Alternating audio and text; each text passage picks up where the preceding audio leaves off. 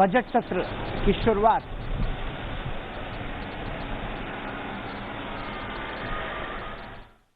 तो संसद के बजट सत्र तो ये आप सीधी तस्वीर देखें।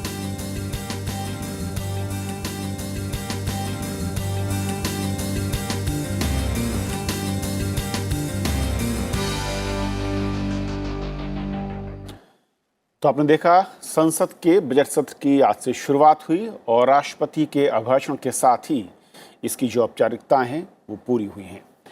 राष्ट्रपति के अभिभाषण में अगर खास बातों को देखें तो अलग अलग सेक्टर यानी कि अलग अलग क्षेत्रों के लिए अलग अलग महत्वपूर्ण योजनाओं का जिक्र किया गया है। सरकार ने किस तरीके से इन सेक्टर्स में काम किया है, किन योजनाओं के जरिए वो आगे बढ़ रही है, उसका विस्तार से राष्ट्रपति ने जिक्र किया अपने भाषण में। और सबसे महत्वपूर्ण अगर इस वक्त कहें जो एग्रीकल्चर सेक्टर है उसको काफ़ी ज़्यादा फोकस सरकार की ओर से रहा है और उसका जिक्र राष्ट्रपति के अभिभाषण में भी साफ तौर पर नजर आया है। तो आइए एक एक करके सुनते हैं पहले कि क्या महत्वपूर्ण बातें राष्ट्रपति के भाषण में कही गई हैं अलग अलग मुद्दों को लेकर या फिर अलग अलग सेक्टर्स जो क्षेत्र हैं उसको लेकर, और एग्रीकल्चर को लेकर क्या कहा, आइए वो सुनते हैं पहले। व्यापक विमर्श के बाद संसद ने 7 महीने पूर्व 3 महत्वपूर्ण कृषि सुधार, कृषक उपज व्यापार और कृषक संवर्धन और सरलीकरण विधेयक, कृषि सशक्तिकरण और संरक्षण, कीमत आश्वासन और कृषि सेवा करार विधेयक और आवश्यक वस्तु संशोधन विधेयक पारित किए हैं। इन कृषि सुधारों का सबसे बड़ा लाभ भी 10 करोड़ से अधिक छोटे किसानों को तुरंत मिलना शुरू हुआ।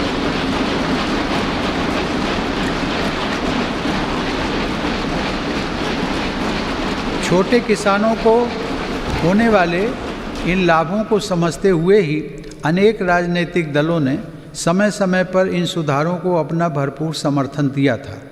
देश में अलग अलग फोरम पर देश के हर क्षेत्र में 2 दशकों से जिन सुधारों की चर्चा चल रही थी और जो मांग हो रही थी वह सदन में चर्चा के दौरान भी परिलक्षित हुई।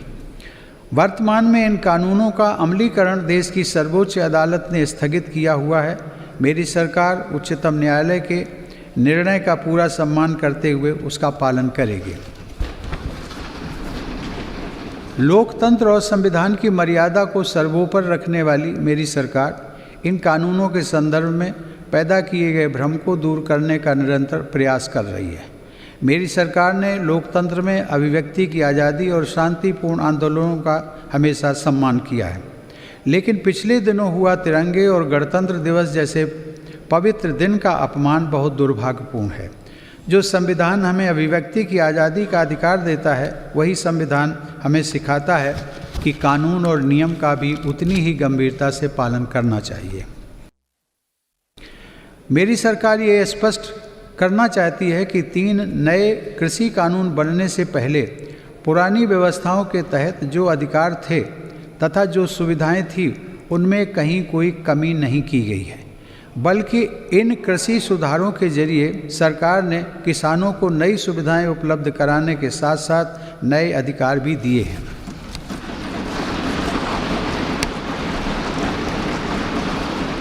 माननीय सदस्यगण, कृषि को और लाभकारी बनाने के लिए मेरी सरकार आधुनिक कृषि इंफ्रास्ट्रक्चर पर भी विशेष ध्यान दे रही है। इसके लिए 1 लाख करोड़ रुपए के एग्रीकल्चर इंफ्रास्ट्रक्चर फंड की शुरुआत की गई है। देश भर में शुरू की गई किसान रेल भारत के किसानों को नया बाजार उपलब्ध कराने में नया अध्याय लिख रही है। यह किसान रेल एक तरह से चलता फिरता कोल्ड स्टोरेज है। अब तक 100 से ज़्यादा किसान रेलें चलाई जा चुकी हैं, जिनके माध्यम से 38,000 टन से ज़्यादा अनाज और फल सब्जियां एक क्षेत्र से दूसरे क्षेत्र तक किसानों द्वारा भेजी गई हैं। आत्मनिर्भर भारत का हमारा लक्ष्य आत्मनिर्भर कृषि से और सशक्त होगा। इसी सोच के साथ सरकार ने बीते 6 वर्षों में बीज से लेकर बाजार तक हर व्यवस्था में सकारात्मक परिवर्तन का प्रयास किया है, ताकि भारतीय कृषि आधुनिक भी बने और कृषि का विस्तार भी हो। इन्हीं प्रयासों के क्रम में मेरी सरकार ने स्वामीनाथन आयोग की सिफारिशों को लागू करते हुए लागत से 1.5 गुना MSP देने का फैसला भी किया है।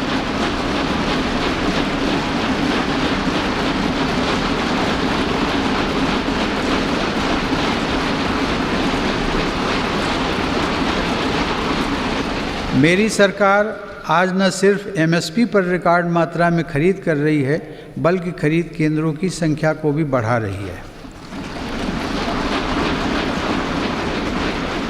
आज कृषि के लिए उपलब्ध सिंचाई के साधनों में भी व्यापक सुधार आ रहा है। पर ड्रॉप मोर क्रॉप के मंत्र पर चलते हुए सरकार पुरानी सिंचाई परियोजनाओं को पूरा करने के साथ ही सिंचाई के आधुनिक तरीके भी किसानों तक पहुंचा रही है। तो एग्रीकल्चर जहां पर खास जोर सरकार कर रहा है और कृषि सुधारों की तरफ सरकार तेजी के साथ आगे बढ़ रही है, भले ही देश में किसान कुछ इसके खिलाफ आंदोलन कर रहे हों और सुप्रीम कोर्ट ने नए किसान कानूनों को फिलहाल होल्ड पर रखने की बात या आदेश दिया हो। राष्ट्रपति के अभिभाषण से क्या संकेत मिल रहे हैं और किस तरीके से इसको समझा जाए, इस पर और बातचीत करेंगे। हमारे साथ दो खास मेहमान प्रफुल्ल केतकर साहब हैं और रामकृपाल सिंह जी हैं। आप दोनों का बहुत बहुत स्वागत है। शुरुआत रामकृपाल सर मैं आपसे करना चाहूँगा कि जिस तरीके से एग्रीकल्चर पर हम देख रहे थे सरकार का फोकस, और एग्री कानून हो या रिफॉर्म्स की बात हो या फिर इंफ्रास्ट्रक्चर की बात हो, उसका जिक्र राष्ट्रपति के भाषण में उस सख्ती के साथ, उस मजबूती के साथ आना साफ तौर पर यह इंगित करता है, रेखांकित करता है कि सरकार उस दिशा में और आगे बढ़ेगी। निश्चित रूप से देखिए, अभी 4 दिन पहले ही गणतंत्र दिवस की पूर्व संध्या पर राष्ट्रपति जी का भाषण जो था वो गागर में सागर भरने जैसा था। सारी चीज़ें उसमें करीब करीब इंगित की गई थी। और आज का जो उनका अभिभाषण है, जो उसको सरकार कहा जाता है कि एक तरह से सरकार की तरफ से वो दिया जाता है, उसमें स्वाभाविक था अभी गणतंत्र दिवस के दिन जो कुछ भी हुआ पूरे देश और दुनिया ने देखा है, और वो सरकार के इस संकल्प को एक बार फिर से दोहराया है कि जो अच्छे काम हैं, अच्छी नीयत से अच्छी चीज़ें जो वो की गई हैं, सरकार उसको लेकर के आगे बढ़ेगी, वो प्रतिबद्ध है।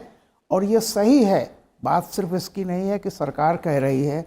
70 सालों से इस देश में जो मांग थी कि किसानों के लिए वर्तमान जो उस समय के कानून थे उसमें बदलाव किया जाना चाहिए, और सारी पार्टियों ने, ये रिकॉर्ड पर है, सब ने समय समय पर इसकी मांग की थी।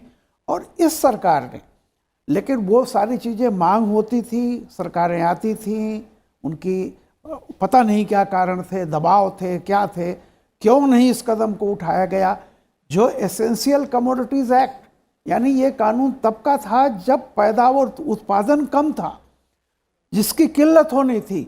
जब सरप्लस पैदावार होने लगी तब भी वही कानून क्यों चल रहा था, ये बात किसी के समझ में नहीं आई। और जैसा कि राष्ट्रपति जी ने, तो एक बहुत साफ संकेत है कि सरकार जुडिशरी का सम्मान करती है, लोकतंत्र का सम्मान करती है, लोकतांत्रिक तरीके से किसी भी को अपनी बात कहने का सम्मान करती है। लेकिन 70 सालों से इस देश का जो बहुसंख्यक 90% जो किसानों का जो 90% हिस्सा है, जो तमाम तरह से मुसीबतें सहता रहा है, पहली बार उसके लिए एक अच्छा कदम उठाया गया है। और ये इस देश की बहुसंख्यक जनता, बहुसंख्यक किसान इसका स्वागत कर रहे हैं। और इसी बात को आज बहुत मजबूती से एक तरह से फिर सरकार ने कहा है कि हमारा नीयत साफ है, बहुसंख्यक की भलाई के लिए जो भी उचित कदम होगा हम उठाएंगे। और जाहिर सी बात है, बहुत दुख हो रहा है कि आज संयुक्त अभिभाषण में एक शब्द राष्ट्रपति को दुर्भाग्यपूर्ण कहना पड़ा, क्योंकि जो कुछ हुआ है 26 को, उसके लिए दुर्भाग्यपूर्ण भी मैं समझता हूं कि बहुत कम है, उसके लिए कोई विशेषण नाकाफी होगा जी। तो ये चीज़ें जो हैं कि ठीक है, जो भी हुआ, सरकार ने, हमारे सिपाहियों ने जिस अदम्य धैर्य का परिचय दिया है वो भी अपने आप में अभूतपूर्व है। तो कुल मिलाकर के राष्ट्रपति जी ने जो भी अब तक की प्रगति रही है और आगे का रास्ता क्या हमारा होगा वो बहुत साफ है। बिल्कुल, आगे का रास्ता हमारा बदलाव रामकृपाल जी ने जैसा कहा, और जो अभिभाषण से अगर हम देखें, और सरकार भले ही बातचीत की मेज पर किसान संगठनों के साथ बातचीत कर रही थी। कई दौर की बातचीत हुई, सुप्रीम कोर्ट का एक ऑर्डर आता है, लेकिन संकेत साफ है कि संशोधन का जो विकल्प दिया था वो मुमकिन है, उससे आगे का रास्ता यानी कि जो वापसी की बात हो रही थी या उसको लेकर जो मांग हो रही थी उस पर सरकार कोई भी विचार नहीं करेगी। अभिभाषण के बाद ये साफ है। बिल्कुल। उससे पहले कविंद्र, मैं 2-3 बिंदु आज के अभिभाषण के ध्यान कराना चाहता हूं। मैं यदि इस अभिभाषण को देखता हूं तो स्वाभाविक रूप से ये माना जाता है कि सरकार की सारी योजनाओं का एक खाका राष्ट्रपति, क्योंकि एग्जीक्यूटिव हेड है संवैधानिक प्रक्रिया के अनुसार, तो वो पूरा का पूरा एक पिक्चर सरकार का अभी तक क्या हुआ है और आगे क्या करने जा रही है इसका एक पूरी तरह से प्रारूप रखते हैं। उसमें मुझे 3 बातें जो प्रमुखता से इस पूरे भाषण को यदि मैं 3 हिस्सों में देखता हूं तो ध्यान में आती है। पहला ये कि कोरोना और कोविड के बाद की रिकवरी, इसके संबंध में भारत ने, केवल सरकार ने नहीं, समाज के रूप में जिस तरह से हमने इस सारी आपदा को झेला है और जिसका सामना करके हम पूरे विश्व भर में एक तरह से भारत का मॉडल जो है वो निखर कर आया है, उसको एक तरह से आज राष्ट्रपति जी ने अपने अभिभाषण में अधोरेखित किया है। दूसरी बात जो ध्यान में आती है, मुझे लगता है कि पहली बार सरकार की तरफ से आत्मनिर्भर भारत यानी क्या, कृषि उसका आधार बनते हुए आत्मनिर्भर भारत कैसे बनेगा, उसका एक बड़ा पिक्चर सामने रखा है। और तीसरी बात जो अंत में आते आते राष्ट्रपति जी ने अपने अभिभाषण में कही, कवि वल्लथोल का तमिल में उद्धरण देते हुए ज्योतिरेंद्र ठाकुर, जो गुरुदेव रविंद्रनाथ ठाकुर के बड़े भाई थे, उनकी कविता का उल्लेख देते हुए भारत के प्रति हमारी निष्ठा और उसकी एकात्मता, इसके आधार पर जब जब हम खड़े होंगे तब हमें दुनिया में कोई नहीं रोक सकता। तो एक तरह से ये कॉल है, ये कॉल है परसों की घटना के बाद कि हमें हमारे मतभेद हो सकते हैं, लेकिन समाज में किसी आधार पर मनभेद करने वाले मुद्दों को, और इसीलिए वो जो उनका सेंटेंस आया कि संविधान ने हमें जरूर ये अधिकार दिए हैं, लेकिन हमें किसी भी तरीके से इनका दुरुपयोग नहीं करना चाहिए, उस पर जो मर्यादा है उनका भी ध्यान रखना चाहिए। ओके। और ये सब कहते हुए उन्होंने जो स्पष्ट रूप से कहा कि डबलिंग फार्मर्स इनकम, ये जो एक ऑब्जेक्टिव लेकर जिस तरह से सरकार काम कर रही है, उसमें ये रिफॉर्म्स एक बहुत बड़ा मील का पत्थर है। और इसीलिए सरकार एक तरह से उन्होंने इन सारी रिफॉर्म प्रोसेस को, खास करके एग्रीकल्चर सेक्टर की, एक तरह से आज रैशनलाइज किया और पूरे देश के सामने फिर से एक बार प्रतिबद्धता सरकार की जताई है। मुझे लगता है कि सरकार की तरफ से, क्योंकि सीधे राष्ट्रपति जी के ओर से ये 26 जनवरी की पूर्व संध्या पर भी आना और आज भी आना, ये सरकार का एक तरह से कमिटमेंट और उसके साथ साथ संकल्प, दोनों चीजें एक साथ दिखाता है कि कृषि के मामले में सुधार जो है वो देश के हित में है, किसानों के हित में है, सरकार उस पर पीछे नहीं हटने वाली। बिल्कुल, यानी साफ तौर पर मुझे एग्रीकल्चर सेक्टर अभी भी आगे स्वीकार कर लेना चाहिए, फोकस में रहने वाला है बजट में। और अखिलेश, क्योंकि अगर जैसे प्रफुल्ल ने कहा कि बहुत महत्वपूर्ण है कि अगर जो राष्ट्र नाम संबोधन था उसमें अगर देखें और भाषण की अगर बात करें, आत्मनिर्भर भारत और जिसकी रीढ़ एग्रीकल्चर होने जा रहे हैं, यानी कि कुल मिलाकर अगर आप इसको समीक्षा करें इसकी, तो पूरे तरीके से हम कहें कि एग्रीकल्चर फोकस पूरा का पूरा पॉलिसी लेवल पर या फिर बजट में भी नजर आ सकता है। अखिलेश, देखिए, निश्चित तौर पे कविंद्र, जो राष्ट्रपति का अभिभाषण हुआ उसमें एग्रीकल्चर में एक उन्होंने खास बात कही, उसमें ध्यान दीजिएगा, उन्होंने स्मॉल एंड मार्जिनल फार्मर की भी बात कही है। और भारत में स्मॉल और मार्जिनल फार्मर्स की संख्या बहुत है, तो उन्होंने कृषि सुधारों से स्मॉल और मार्जिनल फार्मर्स को जो जोड़ा है, यह एक तरीके से कहें कि बहुत ही महत्वपूर्ण बात है। और स्मॉल और मार्जिनल फार्मर की हालत कैसे सुधारी जाए, इसके बारे में उन्होंने इस बात का भी जिक्र किया कि डॉक्टर एम.एस. स्वामीनाथन कमेटी की रिपोर्ट के अनुशंसाओं के आधार पर 1.5 गुना एमएसपी में बढ़ोतरी की गई है और आगे किसान के आय में दुगना बढ़ोतरी की जाएगी। तो निश्चित तौर पे फार्मर्स की जो सबसे बड़े हिस्से हैं, उन सबसे बड़े हिस्से को भी उन्होंने संबोधित किया है। और निश्चित तौर पे जिस तरीके से कोरोना पीरियड में चर्चा इस बात की उन्होंने की कि कोरोना पीरियड में कृषि जो है एक बहुत ही महत्वपूर्ण सेक्टर रहा जिसने कि देश को ताकत दी। तो अब आगे आने वाले बजट में कोरोना पीरियड के बीच में जो कृषि में जो लूपहोल्स देखा गया उसे और किस तरीके से बेहतर बनाया जा सकता है, इससे हो सकता है कि बजट में इसका प्रतिबिंबन मिले। और ख़ास तौर पे उन्होंने एग्रीकल्चर इंफ्रास्ट्रक्चर फंड की जो बात की कि उसे लागू किया गया है, उसे और आगे बढ़ाने किस तरह से उसे और लागू किया जाएगा, उसमें ख़ास तौर पे पशुपालन और डेयरी और फिशरीज में जो क्रेडिट कार्ड देने की बात कही, तो एग्रीकल्चर को सिर्फ वे खेती से नहीं जोड़कर देख रहे हैं बल्कि एग्रीकल्चर को वे एनिमल हस्बेंड्री और मत्स्य पालन इन सारे को मिला के एक जो बहुत बड़ा बेस बनता है भारत के गाँव में रहने वाले और गाँव के इर्द गिर्द रहने वाले लोगों का, उसको उन्होंने पारंपरिक खेती से अलग जो सपोर्टिंग उसके सेक्टर माने जाते हैं, सब सेक्टर माने जाते हैं, वहां पर फोकस करने की बात राष्ट्रपति के भाषण में साफ दिख रही है। अखिलेश, शुक्रिया आपका। और अब इस भाषण में वैसे तो कई बहुत महत्वपूर्ण चीजें हैं, लेकिन अगर हम पड़ोसी देशों की बात करें, सीमाओं पर सुरक्षा की बात करें, उसको लेकर राष्ट्रपति ने क्या कहा, आइए सुनते हैं। मेरी सरकार देश की एकता और अखंडता को चुनौती देने वाली ताकतों से निपटने के लिए हर स्तर पर प्रयासरत है। इस कोरोना काल में हम जब देश के भीतर आपदाओं से निपट रहे थे, तब हमारी सीमा पर भी देश के सामर्थ्य को चुनौती देने के प्रयास किए गए।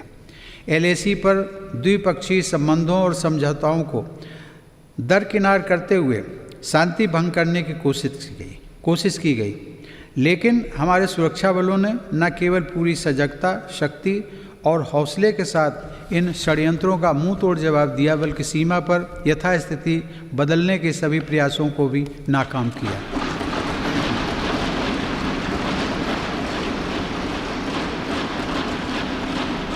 हमारे जाबाजों ने जिस संयम, शौर्य और पराक्रम का परिचय दिया, उसकी जितनी भी सराहना की जाए कम है।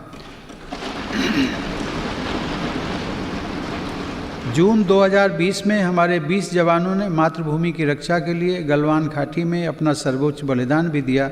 हर देशवासी इन शहीदों का कृतज्ञ है। तो राष्ट्रपति के भाषण में सीमा का जिक्र आया और चीन के साथ जो झड़प हुई उसका भी जिक्र आया, लेकिन हालांकि राष्ट्रपति ने चीन या किसी भी देश का नाम नहीं लिया। लेकिन अमृतपाल सर, अगर हम सीमाओं की बात करें और भाषण में उसका जिक्र होना किस तरीके से आप देखते हैं, और उन्होंने जवानों को याद किया, उनके शौर्य और साहस की तारीफ भी की। अभी जी देखिए, पिछले साल पूरे साल भर में अगर आप देखें तो जिसका राष्ट्रपति जी ने जिक्र किया और आप भी कह रहे थे, प्रमुख चुनौतियां दो थी। एक तो कोरोना और दूसरा हमारे सीमा पर जिस तरह से सीमा पे वो तनाव बढ़ा। आप एक एक चीज़ को देख लीजिए। हम लोग बहुत जल्दी भूल जाते हैं, जब कोरोना की बात आई तो तमाम पश्चिम के वे देश जो रिसर्च करते हैं, बहुत ज़्यादा शोध जिनके पास तमाम संसाधन हैं, उन्होंने इस स्टडी में क्या क्या कहा था कि भारत तो ऐसे मुहाने पर बैठा हुआ है, पता नहीं क्या हो जाएगा।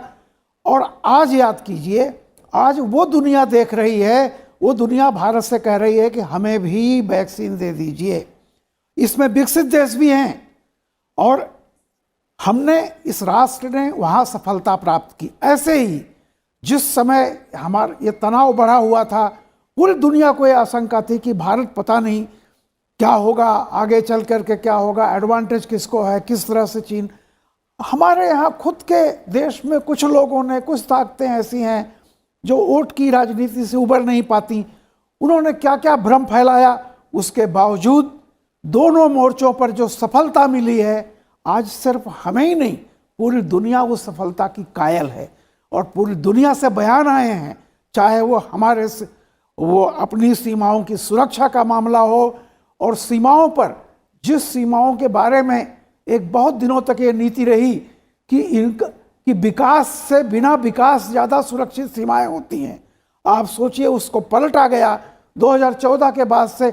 जिस तरह से हमने सीमा पर विकास का काम शुरू किया, सड़कें निर्माण हो रहे हैं, और यही सब सारी चीज़ें हमारे पड़ोसियों को अंदर से झकझोर रही थी, और वो काम लगातार जारी है। और हमने अपनी सीमा की बखूबी रक्षा की, और कोरोना के मामले में भारत ने वो कर दिया जो दुनिया कभी सोच नहीं सकती थी, जिस तरह से वहाँ से बयान आए, आज सबने लोहा मान लिया।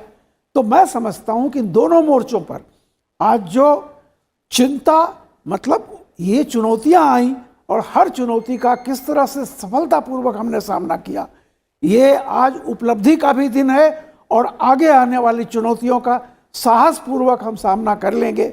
इसके लिए एक लोगों को, नागरिकों को एक विश्वास और संदेश भी दिया गया है।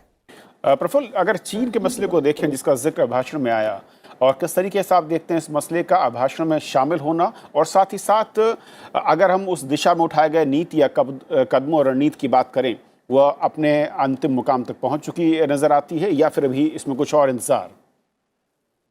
देखिए, मुझे लगता है कि इसमें एक बहुत बड़ा मैसेज है दो कारणों से। एक, क्योंकि अभी भी कमांडर लेवल की बातचीत हमारी चीन के साथ चल रही है। इधर जो अरुणाचल वाली सीमा है उसको लेकर भी एक राजनीतिक कुछ संदेह फैलाने का प्रयास अपने ही अंदर के राजनीतिक दलों के द्वारा किया जा रहा है। ऐसी स्थिति में एक विश्वास दिलाना। दूसरा, मुझे लगता है कि उन जवानों का स्मरण, क्योंकि उसके बाद ये एक बड़ा सत्र पहली बार हो रहा है, तो पूरे देश को फिर से ये स्मरण कराना कि उन जवानों ने जिस तरीके से वहाँ पे डटे रहे, बहुत ऑड एडवर्स सिचुएशन में इतनी वहाँ पे प्रकृति का, जैसे हम कह सकते हैं कि बिल्कुल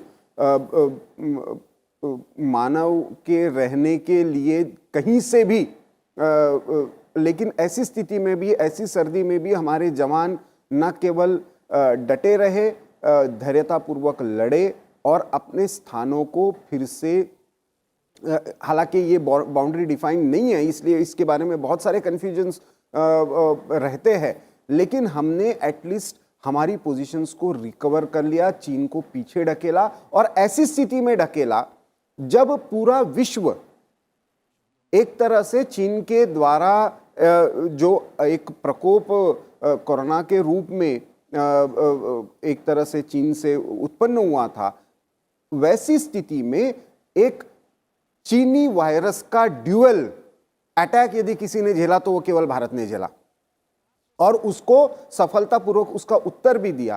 तो रामकृपाल जी ने जैसे कहा कि एक भारत का आत्मविश्वास, आत्मगौरव बढ़ाने का भी ये संदेश है, उसके साथ साथ इसके आगे भी हम इसके बारे में बिल्कुल कॉम्प्रोमाइज नहीं करेंगे। डिफेंस इंफ्रास्ट्रक्चर जो हमारा बॉर्डरिंग एरियाज में हो रहा है उसकी गति वैसे ही बढ़ती रहेगी, ये भी एक संदेश था। और उसके साथ साथ हमारा जो खास करके रफाल के आने के बाद जिस तरह से बार बार उन सारे क्षेत्रों में एक तरीके से एक्सपेरिमेंट चल रहे हैं, हवाई सारा उसकी एक तरह से देखरेख चल रही है, ये क्लियरली मैसेज दिखाता है। तो हमारा डिफेंस प्रिपेयर्डनेस जो है वो बिल्कुल सही लाइन पर है। ये भी एक मैसेज तीनों सेनाओं के प्रमुख होने के नाते राष्ट्रपति जी ने आज अपने अभिभाषण के द्वारा दिया है। ओके, एक और जिक्र हुआ जिसका जिक्र हम पहले भी कर रहे थे अपने मेहमानों के साथ, वो था कोरोना। और कोरोना काल में किस तरीके से जो रणनीति रही, कोरोना से जो जंग थी, उसमें किस तरीके से देश के अलग अलग वर्गों ने और प्रोफेशनल्स ने अपना फर्ज निभाया और कैसे रणनीति के जरिए कोरोना पर हमने अब तक विजय हासिल की है, इसका जिक्र भाषण में हुआ। आइए सुनते हैं क्या कहा राष्ट्रपति ने। कोरोना महामारी के इस समय में जब दुनिया का प्रत्येक व्यक्ति, हर देश इससे प्रभावित हुआ, आज भारत एक नए सामर्थ्य के साथ दुनिया के सामने उभर कर आया है। मुझे संतोष है कि मेरी सरकार के समय पर लिए गए सटीक फैसलों से लाखों देशवासियों का जीवन बचा है। आज देश में कोरोना के नए मरीजों की संख्या भी तेज़ी से घट रही है और जो संक्रमण से ठीक हो चुके हैं उनकी संख्या भी बहुत अधिक है। हमारे लिए यह और भी गर्व की बात है कि आज भारत दुनिया का सबसे बड़ा टीकाकरण अभियान चला रहा है। इस प्रोग्राम की दोनों वैक्सीन भारत में ही निर्मित हैं। संकट के इस समय में भारत ने मानवता के प्रति अपने दायित्व का निर्वहन करते हुए अनेक देशों को कोरोना वैक्सीन की लाखों खुराक उपलब्ध कराई है। भारत के इस कार्य की विश्व भर में हो रही प्रशंसा, हमारी हजारों वर्ष पुरानी संस्कृति, सर्वे संतु निरामया की भावना के साथ जग कल्याण की हमारी प्रार्थना हमारे प्रयासों को और ऊर्जा दे रही है। प्रफुल्ल, कोरोना जिस तरीके से हम उम्मीद भी कर रहे थे, उससे पहले चर्चा भी हो रही थी कि इसको लेकर ज़रूर चर्चा होगी, और अभिभाषण में जिस तरीके से एक सरकार की रणनीति की चाहे बात करें या फिर वैक्सीन के सफल हम कहें कि शुरुआत की बात करें, उसका जिक्र इसमें हुआ है। और कोरोना कहा जा रहा है कि एक नए मौके के तौर पर भारत के सामने आया, और अब जब हम देखते हैं कि वैक्सीन के थ्रू जो अलग अलग देश हैं, वो छोटे देश हों, एक नई मैत्री जो है कोरोना मैत्री, उसकी तरफ भारत कदम आगे बढ़ा चुका है। अमीन जी, कोरोना के मामले में जिस तरह से हम जिन जिन चुनौतियों से हमें जूझना पड़ा, वो आसान नहीं थी। देखिए, पहली बात तो यह है कि पड़ोसी से लेकर के पूरा पश्चिम तक एक जो इनकी दृष्टि रहती है भारत को लेकर के कि वो कहीं कमतर है, पिछड़ा है, सारी चीज़ें, तो वो अपेक्षा जो एक बना हुआ था। और कुछ ताकतें हमारे यहाँ भी जो ऐसी होती हैं कि अगर कोई विदेश का नाम लगा है तो वो आंख मूंद के एक्सेप्ट कर लेंगी, लेकिन अगर हमारे विज्ञानी और हमारे तमाम तरह के शोधकर्ता अगर कोई चीज़ लेकर के आते हैं तो उनको संशय, एक बहुत छोटा तबका है, कुछ राजनीति से प्रेरित हैं, तो आप ये समझिए कि भारत ने कितनी एडवर्स कंडीशंस में ये चीज़ अचीव की है, यानी जिससे कोई उम्मीद नहीं रखता था, जिसके बारे में भी मैं विदेशी मीडिया का नाम नहीं लूँगा, उन्होंने कहा था भारत एक ऐसे मुहाने पर बैठा हुआ है जहाँ करोड़ों लोग पता नहीं क्या हो जाएगा, उनको बचा नहीं पाएंगे, महामारी ऐसी हो जाएगी। आज उनसे कोई पलट के पूछने वाला है कि आप ऐसे ही बयान दे रहे थे या कोई आपका स्टडी थी, कोई रिसर्च थी? और आज भारत से जो लोग वैक्सीन मांग रहे हैं, आप देख लीजिए, खुद चाइना ने जिन देशों को, अपने आसपास के देशों को कहा था हम वैक्सीन देंगे, उनसे पहले भारत ने वहाँ वैक्सीन पहुँचा दी अपने सारे पड़ोसियों के यहाँ, चाहे वो नेपाल हो, बांग्लादेश हो, म्यांमार हो, सब जगह पे। तो ये मैं कह रहा हूँ कि ये एक ऐसी चीज़ें हैं कि हमारी उपलब्धियों को अब हिंदुस्तान को इन दो प्रकरण ने, एक तो क्या है कि हम सीमाओं की रक्षा कर सकते हैं, और विज्ञान जिसको कहते हैं विज्ञान भी, हमारे यहाँ रिसर्च, आज की तारीख में वैक्सीन बनाने में भारत दुनिया में सबसे नंबर 1 देश है। और जितने लोगों को हमारे यहाँ वैक्सीनेशन किया गया, मैं समझता हूँ वो भी अपने आप में एक रिकॉर्ड है। तो ये जो दो चीज़ें हैं, ये दोनों चीज़ें दुनिया को फिर से भारत के बारे में वो अपना नज़रिया बदलने के लिए बाध्य किया है। और मैं कहता हूँ कि ये बहुत बड़ी सफलता है। देखिए, सफलता क्रमिक होती, मैं नहीं कहता हूँ कि नज़रिया एकदम आज बदला है, लेकिन आश्चर्यजनक ढंग से उनका बदलाव हुआ है। जो इतना भारत में पोटेंशियल मानते हुए ये मानने को तैयार नहीं थे कि भारत इस आपदा से निपट पाएगा, वह पश्चिम से लेके हमारा पड़ोसी देख रहे हैं कि कहीं ना कहीं भारत के बारे में आकलन करने में हमसे चूक हुई है। और ये हमारी उपलब्धि है। लेकिन ये बड़प्पन, जैसा कहा कि वसुधैव कुटुंबकम हमारे यहाँ एक है, मानस में कहते हैं कि परहित सरिस धर्म नहीं भाई, पर पीड़ा सबने अधिमाई। हम लोग दूसरों का दर्द बांटने के लिए शुरू से हमारा ये रहा है। हम अपने पर अभिमान नहीं करते हैं, लेकिन हाँ, अपनी सफलता का प्रमाण देंगे, और उसके लिए देशवासी अगर उस पर गर्व करते हैं तो मैं समझता हूँ कि ये वो क्षण है जिसका आज राष्ट्रपति ने जिक्र किया है। बिल्कुल। और अभिभाषण में एक और महत्वपूर्ण बात थी, वो थी नई पार्लियामेंट यानी कि नई संसद को लेकर। आइए सुनते हैं। हमारी संसद लोकतंत्र में देशवासियों की बढ़ती हुई भागीदारी और नए भारत की आकांक्षाओं की पूर्ति का एक महत्वपूर्ण माध्यम है।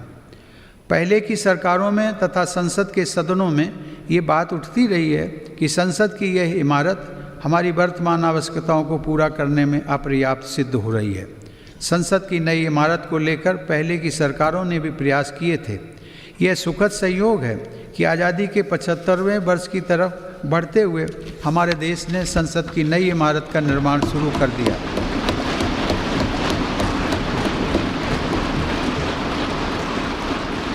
नए संसद भवन के बनने से अपने संसदीय दायित्वों को निभाने में हर सदस्य को अधिक सुविधा मिलेगी।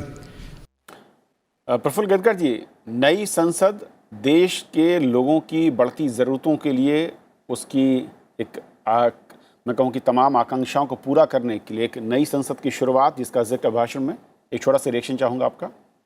जी, देखिए, एक तरीके से इस जो अभी वर्तमान संसद है उसकी आयु, उसका इतिहास और आज के संदर्भ में उसकी क्षमताएं, इन सबको देखते हुए शायद, क्योंकि डिलिमिटेशन फिर से होगा क्षेत्रों का उस आधार पर, संख्या खास करके लोकसभा में जिस तरह से हम देख रहे हैं कि बैठने में कितनी दिक्कत होती है संसद के सदस्यों को, तो इन सारी चीज़ों को देखते हुए इस नई संसद का बनना और जिस तरह से ये संसद आज के सारे टेक्नोलॉजिकल एडवांसमेंट को ध्यान में रखते हुए, शायद हम पहली बार ये देखेंगे किसी संसद में कि पूरी की पूरी संसद एक तरीके से पेपरलेस की तरफ जा रही है और पूरा टेक्नोलॉजी बेस्ड एक तरीके से, चाहे आपको प्रश्न उठाना हो, चाहे उसमें उसका उत्तर मिलना हो, ये सारा संसदीय प्रक्रिया से डिजिटाइजेशन का इस तरह का मॉडल और उसमें भी सारी जो फैसिलिटीज़ आज के वर्तमान संदर्भों में सारे संसद सदस्यों को, मंत्रियों को, सारी सरकार को और उसका एक तरीके से सारी पीएमओ के ऑफिस और बाकी सबके साथ इंटीग्रेशन, ये मुझे लगता है अपने आप में आज की आवश्यकता बन गई है। इसके बारे में जितना सकारात्मक दृष्टि से चर्चा होनी चाहिए शायद इसकी हुई नहीं, क्योंकि कोरोना का कालखंड भी चल रहा था और जो भी थोड़ी बहुत चर्चा हुई वो राजनीतिक दृष्टि से ज़्यादा हुई।